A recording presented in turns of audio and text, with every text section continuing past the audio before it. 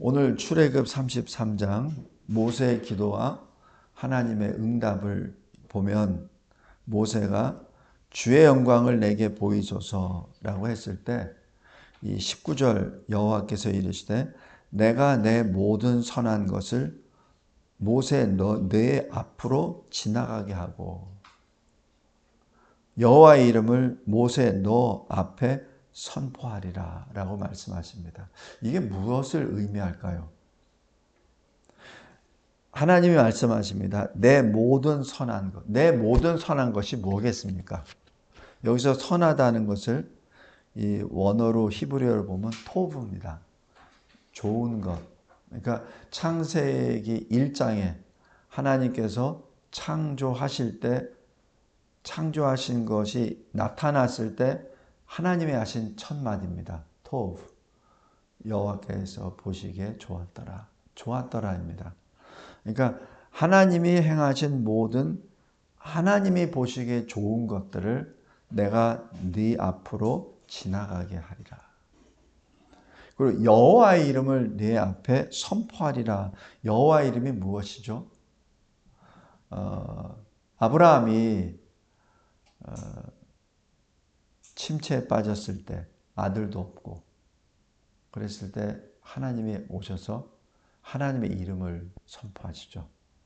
두려워하는 아브라함에게 엘샤다이, 바로 전능하신 하나님이라. 왜 두려워하느냐는 얘기예요. 왜 아들이 없다고 두려워하느냐.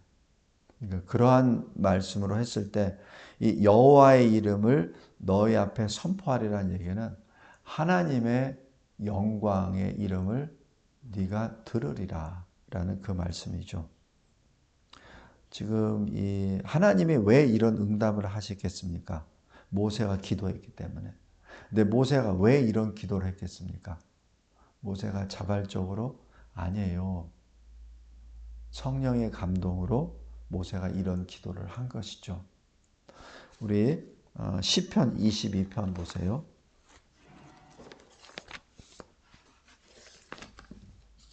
시편 22편에 보면 22편 25절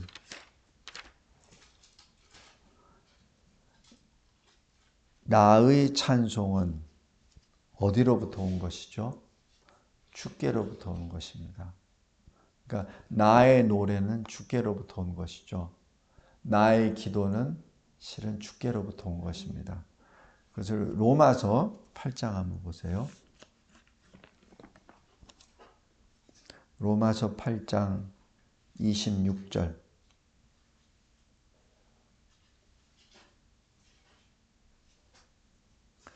제가 읽겠습니다. 이와 같이 성령도 우리의 연약함을 도우시나니 우리는 마땅히 기도할 바를 알지 못하나 오직 성령이 말할 수 없는 탄식으로 우리를 위하여 친히 간구하시느니라. 27절에 마음을 살피시는 이가 성령의 생각을 아시나니 이는 성령이 하나님의 뜻대로 성도를 위하여 간구하심이니라. 그래서 성령이 우리를 위하여 말할 수 없는 탄식으로 간구하심으로 그래서 성령이 우리에게 감동을 주셔서 우리가 하나님이 무엇을 원하시는지 하나님의 뜻을 안다는 얘기예요. 그래서 하나님의 뜻대로 기도가 터지는 것이죠. 내 뜻대로 기도가 하는 것이 아니라 하나님의 뜻대로 기도가 터지는 겁니다. 거기에 대한 대표적인 예가 엘리야입니다. 우리 야고보서 5장 한번 보세요.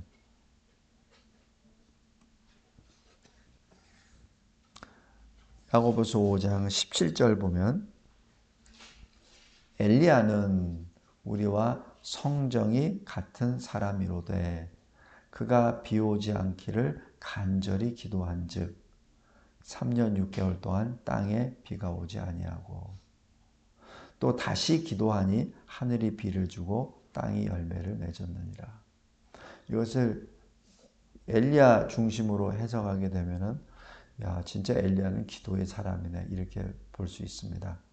그러나 엘리야가 기도하는 것은 하나님의 뜻대로 기도한 것이죠. 왜냐하면 그 기근을 통하여 이스라엘 백성들을 회개케 하시려고. 그리고 하나님의 뜻대로 비를 주소서라고 기도하니 비가 왔죠.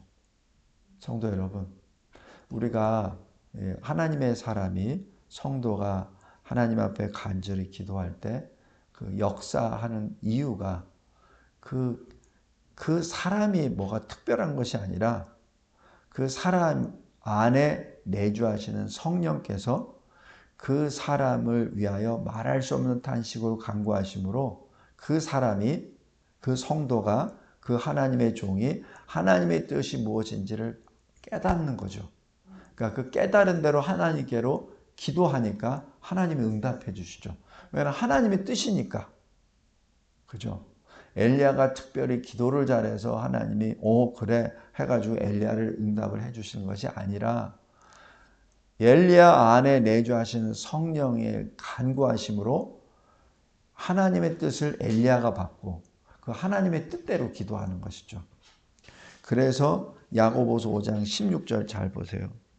그러므로 너희 죄를 서로 고백하며 병이 낫기를 위하여 서로 기도하라.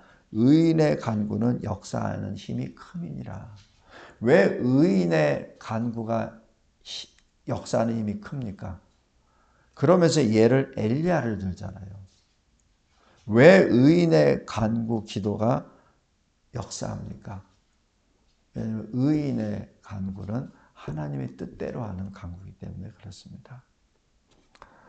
오늘 다시 출애굽 33장을 돌아가서 33장 18절에 모세의 기도, 주의 영광을 내게 보이소서 라고 하는데 주님이 응답을 어떻게 해주시냐면 내가 내 모든 선한 것을 네 앞에 보여줄 거야. 그리고 여호와의 이름을 네 앞에서 선포할 거야. 이게 무슨 뜻이에요? 지금 주의 영광을 내게 보이소서라고 하는 구체적인 것이 바로 주님이 행하신 모든 선한 것, 그리고 주님의 이름을 내가 온전히 알게 하여 주옵소서. 지금 그 기도입니다. 그냥 주의 영광을 내게 보이소서 하는 것이 그냥 어떤 말로 형용할 수 없는 어떤 영광의 모습을 보여달라는 것이 아니라 주님의 모든 선한 것을 내가 알게 하옵소서. 그래야 내가 이 백성들을 이끌고 주의 뜻에 따라 갈 수 있지 않겠습니까? 주의 이름을 선포함으로 주의 이름을 통하여 주님이 어떤 분이시라는 것을 내가 알게 하옵소서. 지금 그 말씀이 계속 이어지죠. 그래서 주님이 계속 말씀하시잖아요. 나는 은혜 베풀 자에게 은혜를 베풀고 긍휼을 베풀 자에게 긍휼을 베푸느니라 라고 딱 선언하십니다. 바로 모세가 그 대상이라는 것이죠. 오늘 이 말씀을 통해서 주님의 영광이 무엇인지 다시 한번 생각해보고 또 우리 안에 그 뜻을 받기를 원합니다. 제가 설교 요약을 잠깐 해봤습니다. 저도 이게 뭐라고 표현해야 될지 몰라서 일단은 주의 영광이 무엇입니까? 주님을 알고 주의 눈으로 보고 주의 마음에 맞는 주님과 연합된 자가 되기를 원합니다. 주님을 안다는 것은 주님과 연합된다는 것을 의미하죠. 고린도전서 13장 12절에 지금은 거울로 보는 것 같이 희미하나 그때는 얼굴과 얼굴을 대하여 볼 것이요. 지금은 내가 부분적으로 아나 그때는 주께서 나를 아시는 것 같이 나도 알게 되리라. 성도 여러분, 바로 그것이 주님과 연합되었을 때 나타나는 현상이죠. 내가 주 안에 있을 때는 내가 주님을 온전히 알죠. 주님을 온전히 아니까 내가 나를 알게 되죠. 지금 현재는 내가 나를 잘 모르잖아요. 내가 이름밖에 모르죠. 나를 잘 모릅니다. 또 주님의 영광을 보므로 주의 마음을 알게 되죠. 사도행전 13장 22절에 내가 이새의 아들 다윗을 보니 내 마음에 맞는 자라. 내가 내 뜻을 그를 통하여 다 이루리라 하시는 얘기죠. 그러니까 주님의 마음을 안다는 얘기는 주님이 나를 통해서 주님의 뜻을 이루신다는 거예요. 그래서 오늘 이 모세 앞에 주의 영광을 내게 보이소서라는 기도는 바로 그런 기도입니다. 그냥 다른 의미보다도 그런 의미가 커요. 그러니까 19절에 하나님이 응답을 그렇게 해주시죠. 내가 행한 모든 것을 네가 보도록 내가 역사하리라 라고 말씀하십니다. 그리고 주의 눈으로 보고란 얘기는 우리가 이 하나님의 말씀을 볼 때 내 눈높이로 보면 안 돼요. 그러면은 내 소견에 오른 대로 해석해 버립니다. 하나님의 말씀은 하나님의 눈높이로 봐야 돼요. 하나님의 눈높이로. 우리 계시록에 보면은 내가 보매, 내가 들으니 계속 봅니다. 내가 보매라는 뜻입니다. 근데 내가 보매라는 그 계시록에 나타나는 그 글은 인간의 눈으로는 볼 수 없는 거예요. 예를 들어서 심판이 임했을 때 흰색 말이 나타나고 검은 말이 나타나고 청황색 말이 나타나고 그리고 거기서 일어나는 모든 일들을 우리가 어떻게 합니까?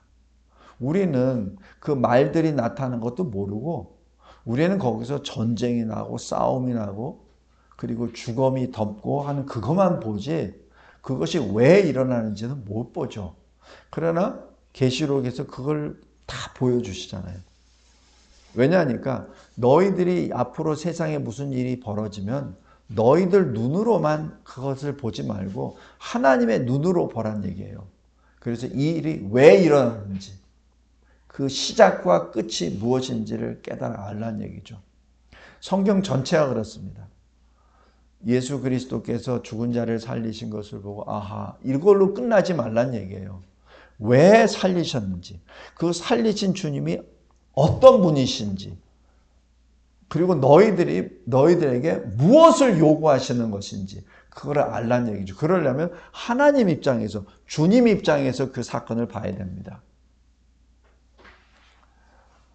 성도 여러분 오늘 주의 영광을 보여주옵소서라는 얘기는 모세가 무엇을 어깨에다 힘을 주기 위해서 무슨 이 특별한 어떤 그것을 체험하기 위해서 그런 것이 아니라 하나님의 뜻에 맞춰 하나님의 일을 위하여 하나님 나라를 위하여 자기가 쓰임을 받도록 지금 간구하는 내용입니다. 크게 두 번째 여기에 대한 증인들을 제가 쭉 뽑아봤습니다. 먼저 에녹입니다.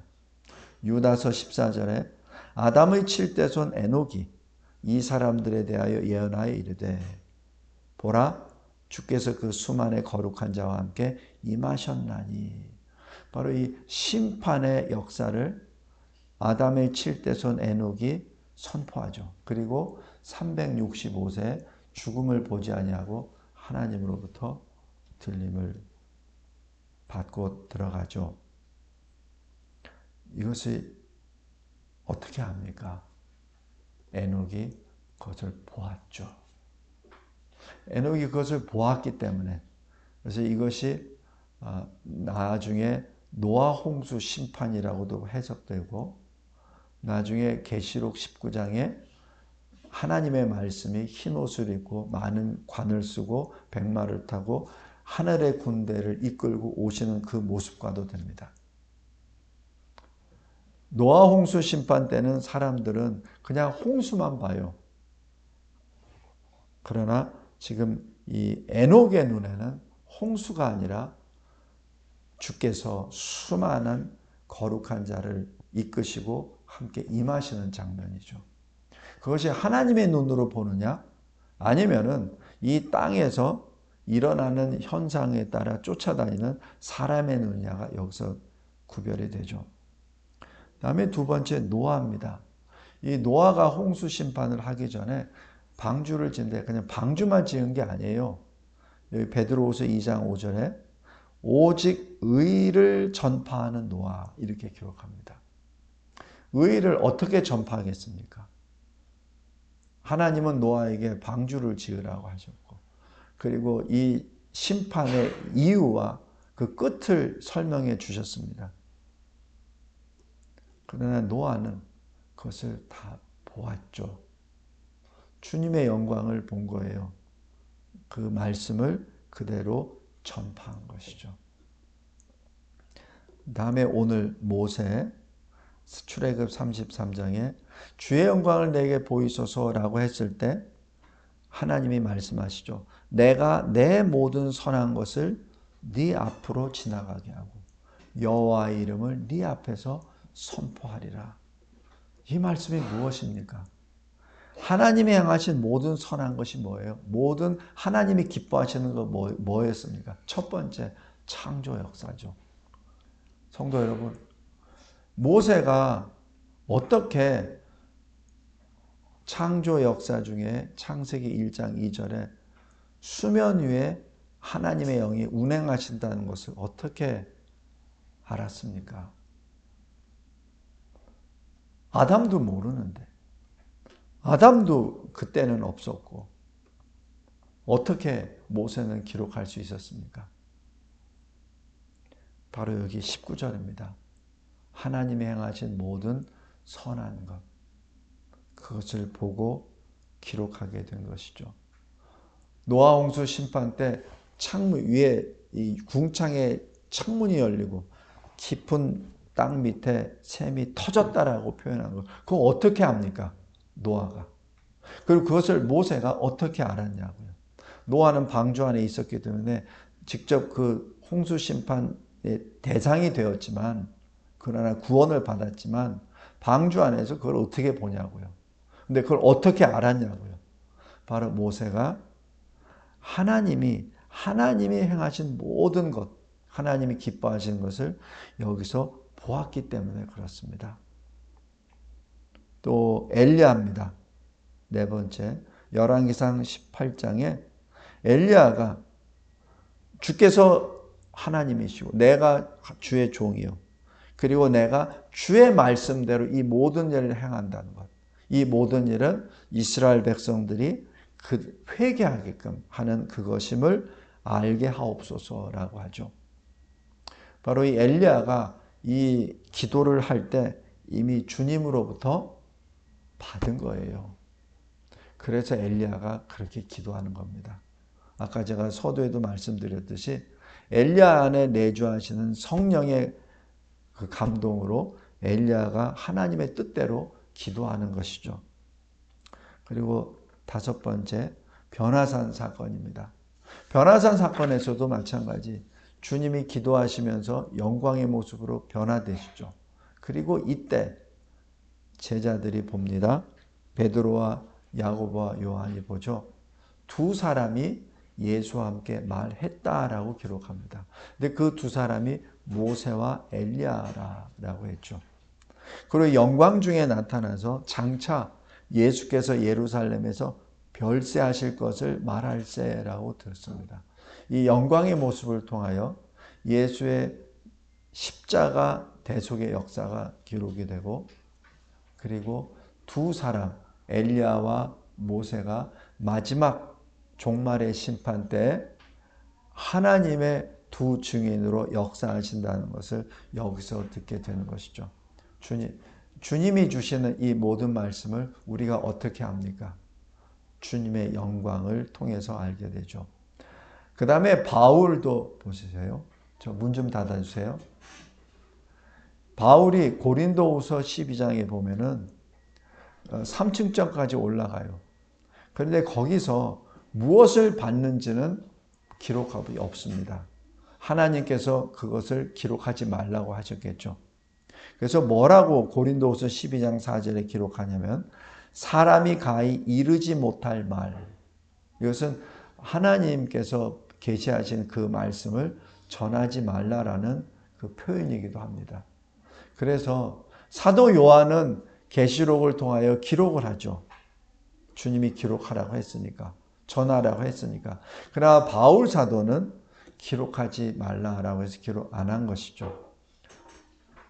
그것이 이 계시록에도 그대로 나타납니다. 계시록 1장 19절에 보면 네가 사도 요한 네가 본 것 지금 있는 일, 장차 될 일을 기록하라라고 명령합니다. 그래서 계시록을 기록해요. 그런데 이 계시록 10장에 하나님께서 주시는 그 음성을 우레를 통하여 듣게 되죠. 근데 그 7 우레가 말하는 것에 대해서 말씀합니다. 7 우레가 말한 것은 기록하지 말라. 이게 하나님의 뜻입니다. 성도 여러분, 이 모든 일에 있어서 하나님께서 초자연적인 하나님의 영광의 역사를 나타내죠.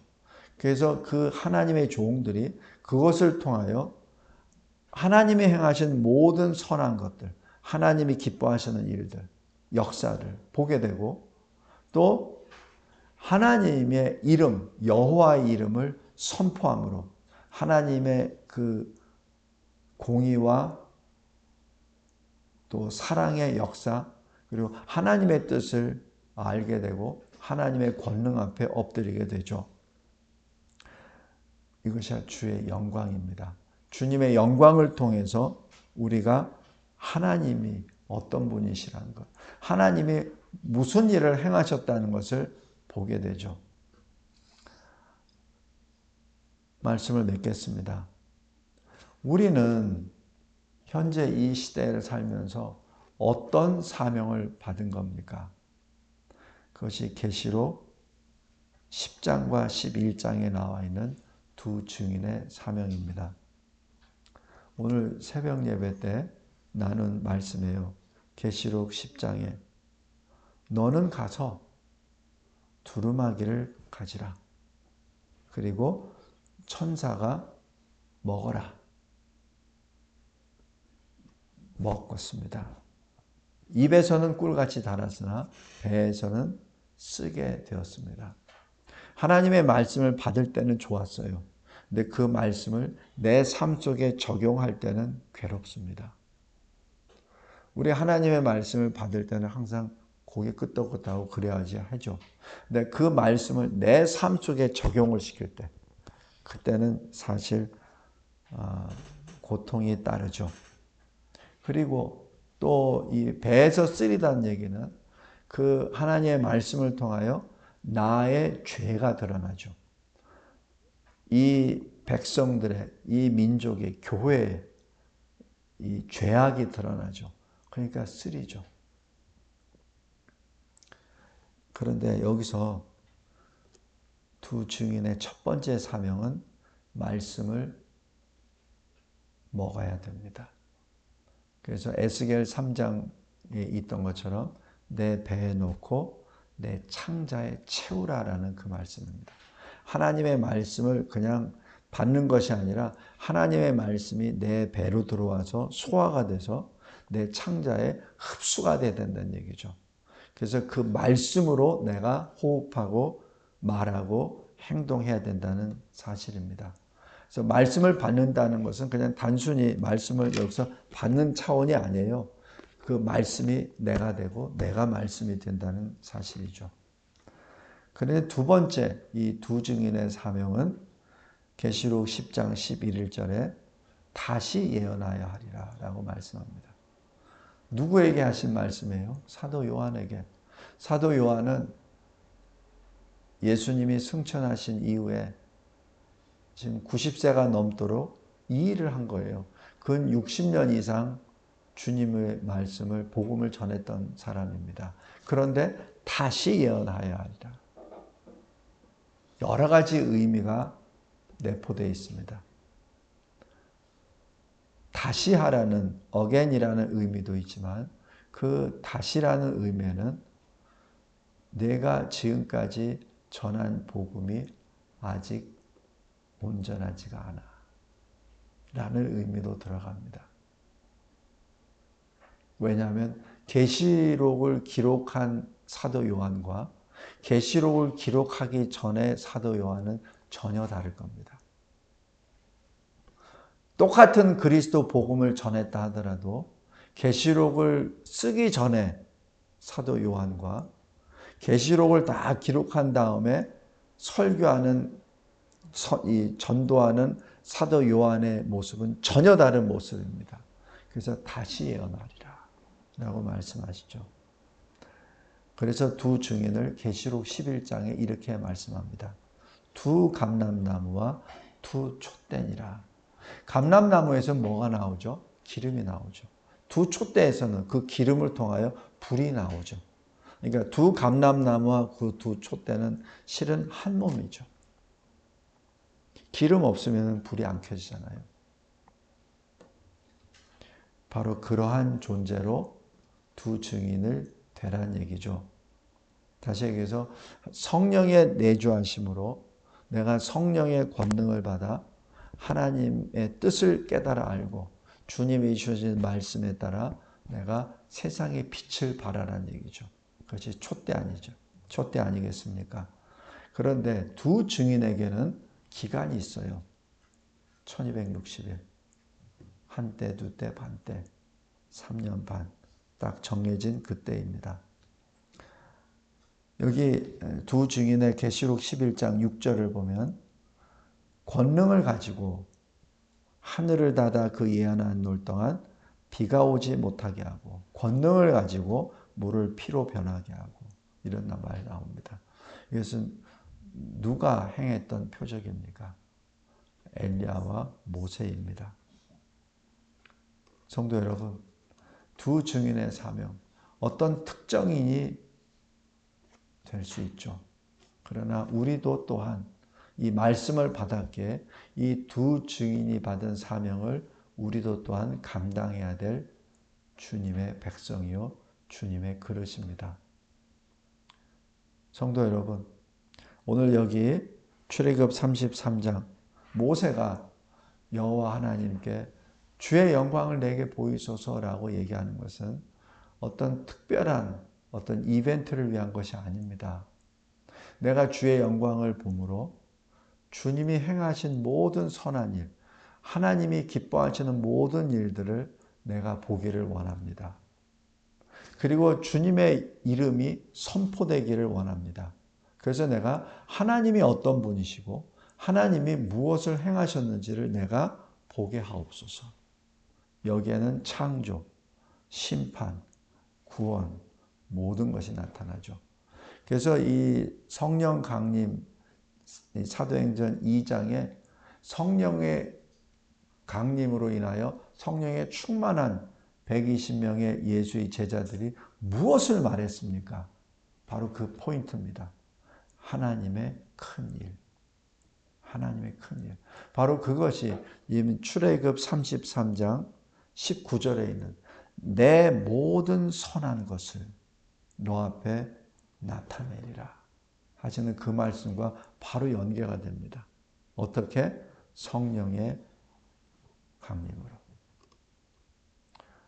우리 이 시대에 살면서 우리가 참 이 흑암의 시대에 살고 있고 무엇이 옳고 무엇이 그른지도 모르면서 살아가고 있는 이 시대입니다. 주의 영광을 보여주시옵소서가 우리 25년 우리 진리와 제자교회가 받은 사명이요 기도 내용입니다. 그리고 찬송입니다.